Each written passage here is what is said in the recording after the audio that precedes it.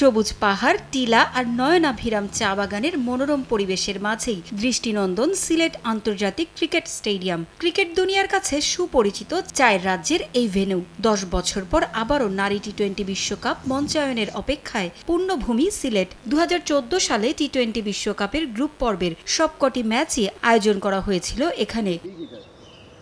এবছর সেপ্টেম্বর ও অক্টোবরে নারী টি-20 বিশ্বকাপের নবম আসর বসছে বাংলাদেশে। সে আসর সামনে রেখে ভেন্যু পরিদর্শনে পূর্ণভূমিতে আইসিসির 5 সদস্যের পর্যবেক্ষক দল। মিরপুর শেরেবাংলা জাতীয় স্টেডিয়ামে পর্যবেক্ষণ শেষে এবার তাদের পদচারণায় মুখর হয়ে ওঠে সিলেট।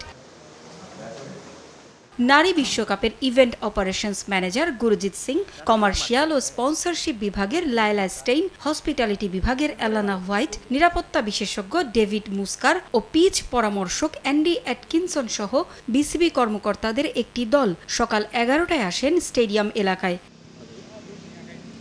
টানা 1 ঘণ্টা ঘুরে দেখেন সিলেট আন্তর্জাতিক ক্রিকেট স্টেডিয়ামের মূল মাঠ ও আউটার। তীব্র তাপ প্রবাহের মাঝেই স্টেডিয়ামের প্রতিটি কোণায় ঘুরে দেখেছেন পর্যবেক্ষক দলের সদস্যরা। নিরাপত্তা ব্যবস্থা ও অনুশীলন সুবিধার দিকে বাড়তি নজর ছিল তাদের। ভেন্যু দেখে ইতিবাচক পর্যবেক্ষক দলের সদস্যরা।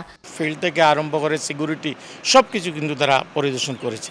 তারা আমি যেটা দেখলাম, আমার সাথে আলাপ হয়েছে, তারা স্যাটিসফাইড। তারপরে বলতেছে তারা যারা লিখিতভাবে তারা জানাবে কোনো সমস্যা থাকে।